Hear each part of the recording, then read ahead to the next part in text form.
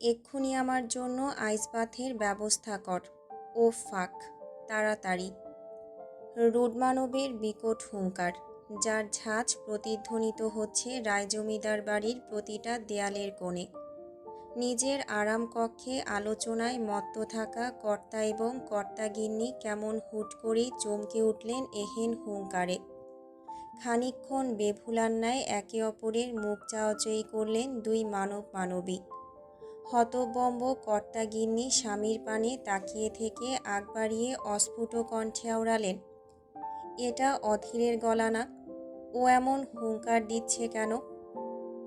একই রকম হতবম্বতার সাগরে গলা অবধি ডুবে আছেন হিমাংশু রায়। চোখ দুটোতে সন্দিষ্ট প্রতিচ্ছবি। পরপরই গম্ভীর মুখাবয়ে সন্দিষ্ট কণ্ঠে প্রত্যুত্তর করলেন, আমারও তো তাই মনে হচ্ছে। চলো তো গিয়ে দেখি আবার কার কপালে শনি লেগেছে। বাক্যটুকু ব্যয় হতে সময় লাগলেও কর্তাবাবুর পায়ে গতি টানতে সময় হলো না যেন। তিনি তড়িৎ বেগে ছুটলেন কক্ষের বাইরে। পিছু পিছু তার লেজ ধরেছেন সুদীপাড়ায়। ব্যস্ত পদযুগলে দোতলার কাঠের বারান্দায় এসে খানিক উকি দিতেই দৃষ্টি ঠেকল অন্দরমহলের প্রশস্ত অঙ্গনে, যেথায় সারিবদ্ধ আকারে ছুটছে বেশ কত কালো পোশাকধারী সশস্ত্র গার্ডস। মুহূর্তেই কপাল গোছালেন হিমাংশু রায়। গম্ভীর মুখাবয়ে রেলিংয়ের ধার ঘেঁষে ঘাড় উঁচিয়ে তাকালেন তিনতলার দিকে। অমনি দৃশ্যপটে আটকালো রুডমানবের লাল হয়ে আসা সুদর্শন মুখখানা। অজানা অস্থিরতায় কাঁপছে তার পাহাড় সম দেহটা। বাজখাই কণ্ঠে ফের হুঙ্কার ছুড়ল, ডু ইট ফাস্ট বাস্টার্স। সর্বাত্মক গতিতে ছুটছে গার্ডস। দাঁড়াবার এক মুহূর্ত ফুসরত নেই তাদের নিকট। হিমাংশু রায় পা বাড়ালেন এবার। গম্ভীর মুখে গটগটিয়ে এগোলেন সিঁড়ির পানে। পা দুটো বাঁকা পথে মোড় নিতেই যাবে অমনি তিনতলার প্রশস্ত কাঠের সিঁড়িগুলো বেয়ে ধূপধাপ শব্দ তুলে নেমে আসে মুগ্ধ পেটানো দেহখানা, বড্ড ঘর্মাক্ত তার। মাথা ভর্তি বাদামি রঙা উস্কার দেওয়া চুলগুলো এলোমেলো, চোয়ালের পেশি টান টান করে যুবক নামছে সিঁড়ি বেয়ে। হিমাংশু রায় তাকে দেখে খানিক গলা খাকারি দিয়ে উঠলেন। দুটো বাক্য আওড়ানোর উদ্দেশ্যে ঠোঁট নাড়াবেন তার পূর্বেই মুগ্ধ এক প্রকার উপেক্ষা করে বসল তাকে। দেখেও না দেখার ভান ধরে মোড় টানল পায়ের গতিতে। অতপর চোখের পলকে দৃশ্যপট হতে আড়াল হলো রুডমানব। হিমাংশু রায় কেবল হাঁ করে তাকিয়ে রইলেন। পেটে আসা বাক্যটুকু জিভের ডগায় আনার পূর্বেই তা গিলে ফেললেন বিনা জলে। রায়জমিদার বাড়ির সুবিশাল অন্দরমহল হতে প্রায় খানিকটা দূরে বহু আগে নির্মিত একখানা ছোট একতলার দালান। লাল ইটের মোটা মোটা দেয়াল তার, শ্যাওলা ধরা চুনসুরকির গা। সময়ের ক্ষয়ে বিবর্ণ হয়েছে খিলানগুলো। নান্দনিক কারুকার্যে সুবিশাল দরজার গা হতে প্রায় ২৬ বছর পর খুলেছে তালার আবরণ। সরু ইট বিছানো পথ দিয়ে দালানের পানে এগোচ্ছে টালমাটাল দুটো বলিষ্ঠ কদম। পথের দুই পাশে আজ্ঞাকারীর ন্যায় নতমুখে দাঁড়িয়ে আছে মনস্টার গার্ডস।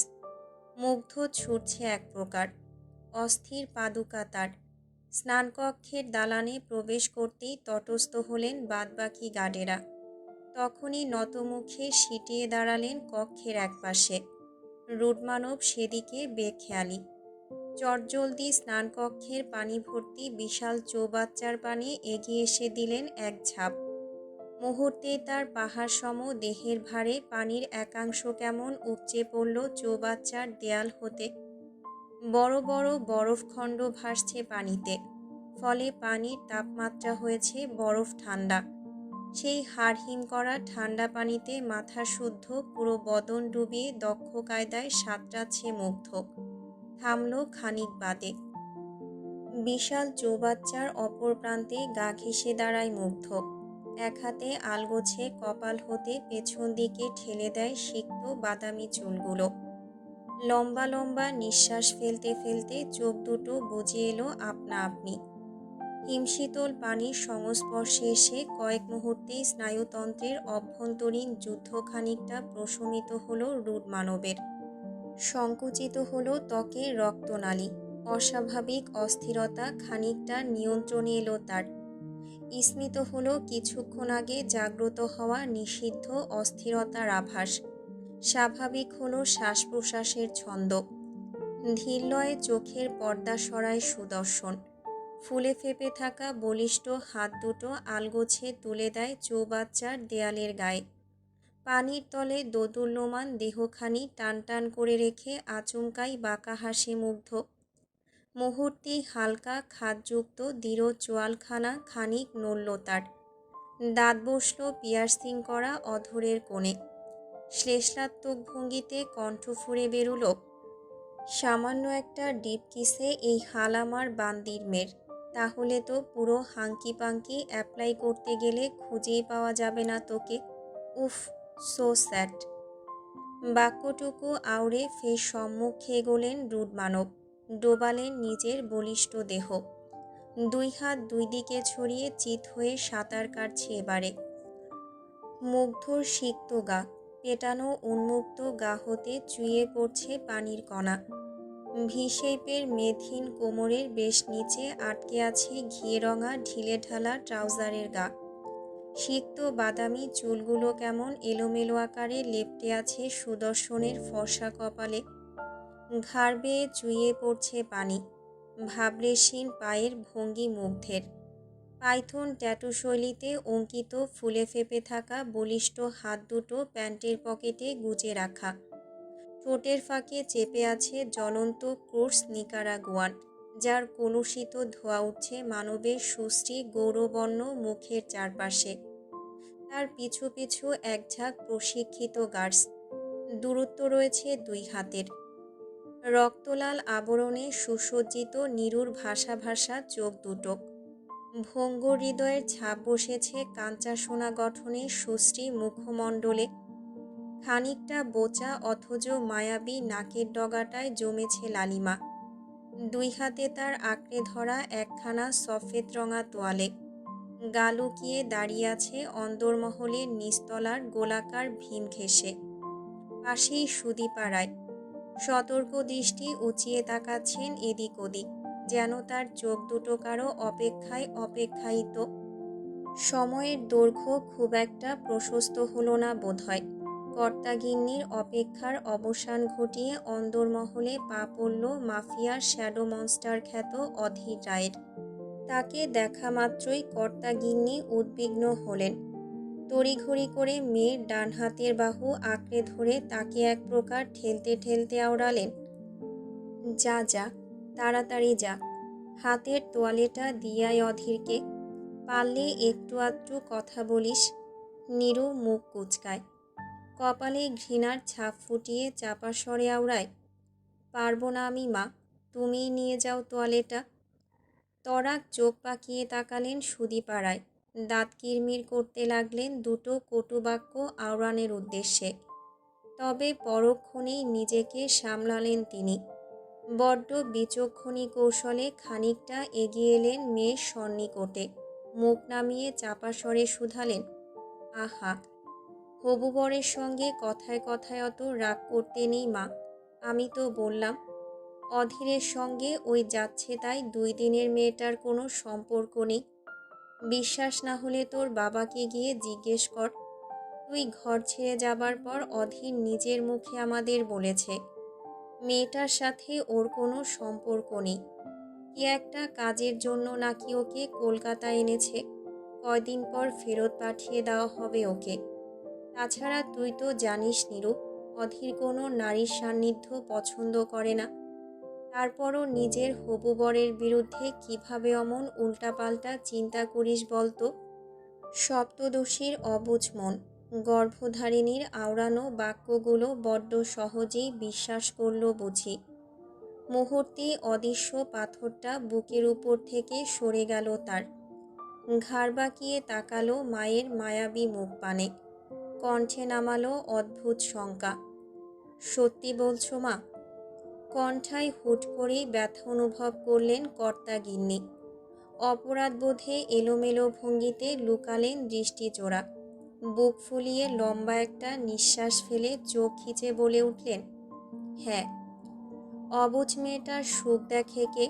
চোখ দুটোর কার্নিশে মুহূর্তেই হানা দিল কয়েক দানা অশ্রু। চটপট হলো পায়ের গতি। এক প্রকার ব্যগ্র ভঙ্গিতে প্রায় উড়ে এসে মুহূর্তব্যয়ী দাঁড়ালো রুড মানবের সম্মুখে। তখনই পায়ের গতিতে রূপ টানল মুগ্ধ। শক্ত চোয়ালে ভ্রুযুগল কুঁচকে তাকালো মেয়েটার পানে। এক হাত দূরত্বে দাঁড়িয়ে থেকে তোয়ালে বাড়িয়েছে নীরু। নতমস্তকে শর্মিলা কায়দায় মিনমিনে স্বরে বলে ওঠে, ভেজা গায়ে বেশিক্ষণ থাকলে ঠান্ডা লেগে যাবে আপনার।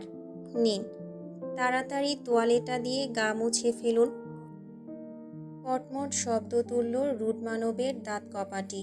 মুখাব্বয়ে ফুটে উঠল একরাশ বিরক্তির ছাপ। সে তৎক্ষণাৎ ঘাড় বাঁকিয়ে গলা টানল। মুখ ভর্তি একদলা থুতু এনে আচমকাই ফেলে দিল নীরুর ঠিক পাশে। এহেন অতর্কিত কাণ্ডে ভরকায় নীরু। গুটিয়ে নেয় নিজের বাড়ন্ত হাতখানা। জড়সড় ভাব ধরতেই সম্মুখ থেকে ভেসে আসে রুড মানবের রুক্ষ কণ্ঠস্বর, don't you dare come in front of me, নয়তো নেক্সট টাইম থুতুটা মাটিতে নয় তোর মতো বালপাকনার মুখ বরাবর ফেলব, মাইন্ড ইট। সহসা আহত দৃষ্টি তুলে সুদর্শনের মুখ পানে তাকায় নীরু। অথচ তার অমন হাবভাবে বিন্দুমাত্র উদ্বেগ না দেখিয়ে পা ঘোরায় মুগ্ধ। গটগটিয়ে হেঁটে চলে যায় সিঁড়ির পানে। এদিকে তার চলে যাওয়া পথের দিকে একদৃষ্টে তাকিয়ে আছে নীরু। ঢোক গিলে বোধহয় থামাতে চাইছে নিজের উপচে পড়া কান্নাগুলো। নিস্তব্ধতায় মোড়ানো তিনতলার একদম কর্নারের কক্ষটি। মুগ্ধর দাম্ভিক কদমজোড়া মাত্রই প্রবেশ করল ভেতরে। পূর্বের ন্যায় দাম্ভিক ভাবখানা বজায় রেখে এগোচ্ছে বিছানার দ্বারে। অচেতন মানবী কেমন নিস্তেজ আকারে পড়ে আছে মখমলি বিছানার কোলে। রুড মানব একদৃষ্টে তাকিয়ে রইল মেয়েটার ঘুমন্ত মুখ পানে। বলিষ্ঠ ঘাটটা সামান্য বাঁকিয়ে ঠোঁটের কোণ হতে নামিয়ে আনল সিগারটা। অতঃপর ঠোঁটের কোণে তাচ্ছিল্যের হাসি টেনে ধীরলয়ে ঘাড় ঝুঁকিয়ে দাঁড়ালো মাহির মুখের উপর। দুষ্টু কণ্ঠে শুধালো, আমার মতো আস্ত একটা অশান্তির গোডাউনকে জাগিয়ে রেখে নিজে কি সুন্দর করে অত শান্তির ঘুম ঘুমাচ্ছিস বান্দির মেয়ে। আমার দুই চোখ যে আর নিতে পারছে না তোর এত শান্তি স্বস্তি। ঘুমন্ত মাহি থোড়াই শুনল এসব। সে যে ক্লান্ত। পরিশ্রান্তিতে মুদেছে দুই চোখ। তার ক্ষুদ্র মুখখানা কেমন অদ্ভুতভাবে লাল হয়ে উঠেছে। গভীর ক্ষততে সজ্জিত নরম তুলতুলে অধৈর্যগোলের বেগতিক দশা। মুগ্ধ নিষ্পলক চেয়ে আছে সেদিকে। আনমনে তর্জনীর ডগা উঁচিয়ে মেয়েটার অধৈর্যগোল একটুখানি ছুতেই কপাল কুঁচকে গেল সুদর্শনের। গম্ভীর হলো মুখাব্বয়। বাড়ন্ত হাতখানা তখনই বিচলিত ভঙ্গিতে উঠে এলো রমণীর মসৃণ ললাটে। অমনি মাথায় যেন আকাশ ভেঙে পড়ল মুগ্ধের। জ্বরে গা পুড়ে যাচ্ছে মেয়েটার। তার জন্যই বোধহয় মুখটা অমন লালাভ আবরণ ধরেছে। মুহূর্তেই মুগ্ধর অস্থিরতা আকাশ ছুলক। পাগল প্রায় ভাব ধরল দ্য শ্যাডো মনস্টার। অস্থিরতায় গলা শুকিয়ে কাঠ তার। দুই হাতের রুক্ষ আজলায় তখনই চোয়াল তুলল মাহির। বিচলিত কণ্ঠে ডাকল, এই এই সিগনোরা, সিগনোরা, আর ইউ ওকে? কি হয়েছে তোর? এই মেয়ে, চোখ খোল। তোর জ্বর এলো কেন? কি করে এলো? তোর কষ্ট হচ্ছে না? তাকা আমার দিকে। তোর কষ্ট হচ্ছে না? মানবীর মসৃণ মুখখানায় ফ্যাকাশে প্রলেপ বসেছে ক্রমশ। তা অবলোকন হতেই হৃদস্পন্দনের অস্বাভাবিকতা বাড়ল মুগ্ধর। তড়িঘড়ি করে নরম টানে সপ্তদশীকে এক ঝটকায় তুলে নিল পাজা কোলে। রমণীর উষ্ণ দেহখানা নিজের শীতল দেহের সনে লেপ্টে রেখে ফের আওড়াল, তাকানা সিগনোরা, ওঠ, উঠে গালি দে আমায়। দেখ, তোকে আমি কোলে নিয়েছি। মুখ ঝামটি দে। ঝামটি দিয়ে অসভ্য ডাক একবার, ডাক না সিগনোরা। এই এই মেয়ে, আমার বুক কাঁপছে। Don't don't do that. তাড়াতাড়ি ওঠ স্টেন্স। আমার নিঃশ্বাস আটকে যাচ্ছে সিগনোরা। অদ্ভুত অশান্তিতে মুড়িয়ে গেল রুড মানব। খেয়াল করলো তার নিঃশ্বাস আটকে আটকে যাচ্ছে। প্রথমবার গলার কাছে নিঃশ্বাস আটকে যাবার বিদঘুটে অনুভূতি টের পেলেন মাফিয়া বিস্ট। বুকের খাঁচায় লুকিয়ে রাখা অঙ্গটির ধরাস ধরাস তো আছেই। সে তখনই টলমল পায়ে এগোলো দুয়ারের কাছে। মেয়েটাকে কোলে নিয়েই করিডোরের রেলিং ঘেঁষে দাঁড়িয়ে ফের গর্জে উঠে বলল, ওখরানা, গার্ডস। বিদ্যুৎ বেগে ছুটে এলেন পাহারারত রক্ষীদের দল। ঘাড় নুয়ে প্রশস্ত অঙ্গনে পা রাখতেই ফের শোনা গেল মনস্টারের কঠিন হুঙ্কার। চেরেস ৩৭ মিনুত, দাস্তাভথে সুদা লুচ্ছিক ত্রাভিস কালকুত্তি, ফাফতারায়ু ইউভাস ফসিবো ৩৭ মিনুত। ৮ ঘন্টার মধ্যে কলকাতার সেরা ডাক্তারদের তুলে নিয়ে এখানে। আই রিপিট, জাস্ট ৮ ঘন্টা। হুকুম তামিলে মত্ত হলেন সকলে। যথাসম্ভব দ্রুত বেগে ছুটলেন উল্টো পথে। মুগ্ধ উদ্বেগ নিয়ে মেয়েটাকে নিজের রুক্ষ বক্ষভাজের সনে চেপে রেখেছে আলগোছে। এই দৃশ্য অন্য কেউ না দেখলেও অদূরের দোতলার করিডোর থেকে স্পষ্ট দাঁড়িয়ে দাঁড়িয়ে দেখলেন হিমাংশু রায়। স্পষ্ট বুঝলেন মুগ্ধর বলা রাশিয়ান কথাগুলো। পরপরই মুখটা বড্ড গম্ভীর হলো তার। কোমরের পিঠে বেঁধে গেল হাত দুটো। গম্ভীর কণ্ঠ ফুঁড়ে অস্ফুটে বেরুল, একটা সামান্য মাসুকার জন্য এতটা উদ্বেগ? এই মেয়ে আসলেই রুশদির মাসুকা তো, নাকি তার চেয়েও বেশি কিছু? গভীর রাত। পুরনো রায়জমিদার বাড়ির পেছন পথ দিয়ে একে একে প্রবেশ করানো হচ্ছে চিকিৎসকদের। একজন নয়, দুইজন নয়, কলকাতার একাধিক নামকরা চিকিৎসক। নিরাপত্তার শক্ত বলয়ে ঘিরে আনা হয়েছে তাদের। কারো চোখ বাঁধা কালো পট্টি দিয়ে, কারো আবার হাত দুটো, কারোর মুখে স্কচ টেপ। ঘুম ঘুম চোখে কেউই টের পেল না তারা এই মুহূর্তে কোথায় যাচ্ছে, কার কাছে যাচ্ছে। অন্দরমহলের সিঁড়ি বেয়ে অন্ধের ন্যায় উঠতে উঠতে ব্যাপক আগ্রহ মিশ্রিত কৌতূহলে একজন চিকিৎসক হুট করেই জিজ্ঞেস করে ওঠে, দাদারা, কোথায় নিয়ে যাচ্ছেন? তা না হয় নাই বললেন, কিন্তু কার অমন জরুরি তলবে ধরে বেঁধে নিয়ে যাচ্ছেন তা অন্তত বলুন। তৎক্ষণাৎ প্রতিউত্তর আসেনি তেমন। ধীরলয়ে পেছন থেকে শোনা গেল কারো গম্ভীর কণ্ঠস্বর। আমেরিকান অ্যাকসেন্টে আওড়ালেন, কে ডেকেছে তার বিষয়ে জানতে না চেয়ে বলেন, গুলি করে মেরে দেই। আপাতত শুধু এইটুকুই জেনে রাখুন, যে মানুষটি আপনাদের ডেকেছে তার আদেশ অমান্য করার ক্ষমতা কলকাতার খুব কম মানুষেরই আছে। শত হলেও শ্যাডো মনস্টার বলে কথা। মুহূর্তেই সর্বাঙ্গে ঝংকার দিয়ে উঠল সকলের। বিভিন্ন ডার্ক ওয়েবসাইটে ট্রেন্ডিং হট টপিকে থাকা বিশেষ নাম দ্য আন্ডারওয়ার্ল্ড শ্যাডো মনস্টার। তার খবর জানে না এমন কে আছে শুনি? তার হিংস্রতার নিত্য নতুন খবরাখবর ব্লগ আকারে পেশ করাই থাকে বিভিন্ন এজেন্টের আকর্ষণের শীর্ষে। সেদিক থেকে মনস্টারের বিষয়ে টুকটাক অবগত সকলে। বিশাল কক্ষের বাইরে সারিবদ্ধ হয়ে দাঁড়িয়ে আছেন চিকিৎসকেরা। কাঁপছে তাদের হাঁটু, হাত দুটো জমে যাচ্ছে ভয়ে। ঘাড় যে সেই কখন থেকে ঝুঁকিয়েছেন তার হিসেব নেই। সকলে ভেতরে প্রবেশের অনুমতি পাচ্ছেন একে একে। মাঝে মধ্যে কক্ষ থেকে ভেসে আসে হুটহাট শুট করার বিকট শব্দ। তা কর্ণকুহুরে পৌঁছাতেই মুখাব্যয়ে ভয়ের ছাপ বাড়ে সকলের। সময় পেরুল মিনিট ৫। ভেতর থেকে হুট করেই বার্তা এলো একযোগে ঢোকার। অমনি সকল চিকিৎসকেরা ধীরলয়ে প্রবেশ করলেন কক্ষে। অদূরের বিশাল কাউচে পায়ের উপর পা তুলে বসে আছেন মাফিয়া বিস্ট। তার ঠিক পদতলে অবহেলিত আকারে পড়ে আছে দুটো মানব দেহ। লৌহতে মাখামাখি অবস্থা তাদের। সদ্য গুলি লাগায় প্রাণ পাখি উড়ে গিয়েছে ইতোমধ্যে। মানবের গা ঢাকা তার চিরচেনা অব্যয়ে, মুখটা আড়াল করা কালো রঙা গোলাকার টুপির আড়ালে। মাস্কের উপর দিয়েই অনবরত ফুঁকছে সিগার। আচমকা শক্ত কণ্ঠে আওড়ালো, ওর চিকিৎসা কর। এক মুহূর্ত স্থির থেকে সকলের দৃষ্টি ঠেকল অচেতন মাহির পানে। অমনি নিজেদের অবস্থান ভুলে গিয়ে চিকিৎসা ধর্মে লিপ্ত হলেন সবাই। উদ্বিগ্ন হলেন রোগীকে নিয়ে। আশ্চর্যের বিষয় হচ্ছে, বিশাল কক্ষে আগে থেকেই আনা হয়েছে চিকিৎসার সকল প্রয়োজনীয় সরঞ্জাম, মেশিন। যত্রতত্র এগোলেন সবাই, লেগে পড়লেন যার যার কাজে। অদূর থেকে রুডমানব ঠায় দৃষ্টে তাকিয়ে রইল মেয়েটার দিকে। সময় পেরোলো মিনিট 20।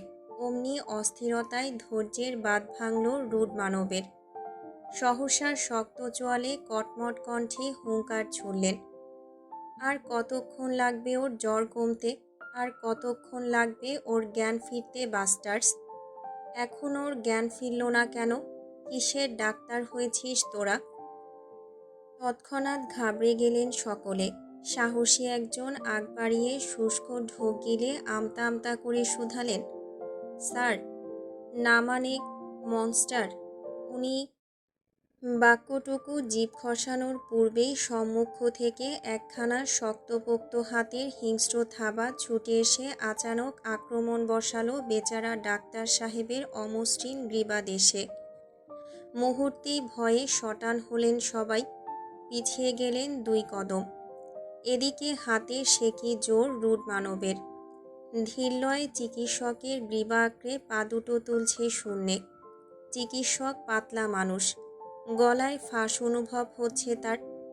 এক্ষুনি বোধহয় ভেঙে গুড়িয়ে যাবে বেচারা ডাক্তার সাহেবের কণ্ঠনালীর নরম হাড়। সম্মুখের রুডমানব তখন মাস্কের আড়ালে লুকিয়ে থাকা নিজের দৃঢ় চোয়ালখানা নাড়িয়ে চাড়িয়ে ক্ষুব্ধ বাঘের ন্যায় গর্জন তুলে আওড়ালো, don't you dare to call or mention her, just focus on her treatment. তৎক্ষণাৎ শুকনো ঢোক গিললেন সবাই।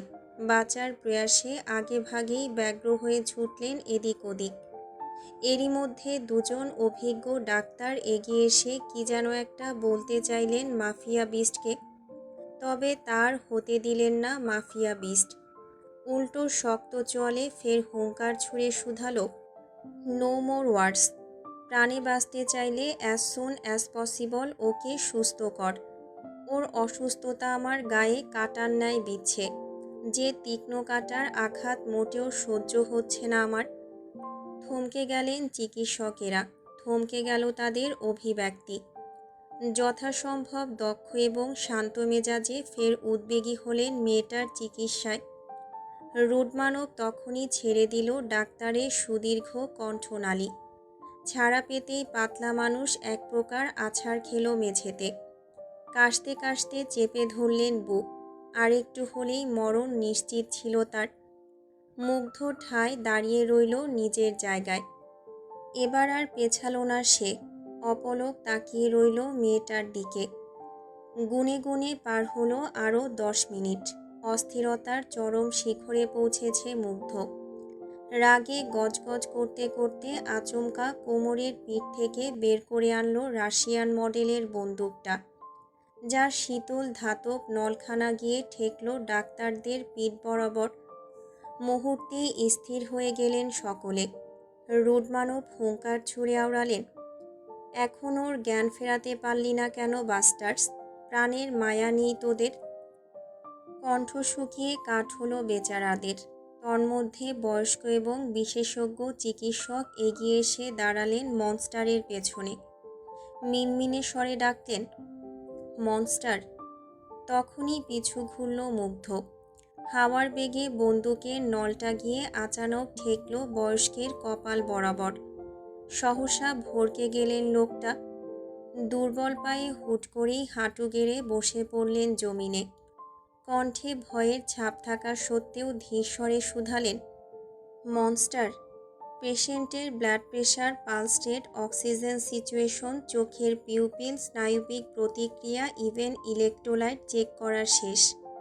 অ্যাজ এ নিউরোলজিস্ট আমি শতভাগ নিশ্চিত দ্য পেশেন্ট হ্যাজ সাইকোজেনিক সিউডোসিনকোপ, অর্থাৎ এটি কোনো শারীরিক অসুখ নয়, বরং ট্রমা সম্পর্কিত ডিসোসিয়েটিভ স্টুপর।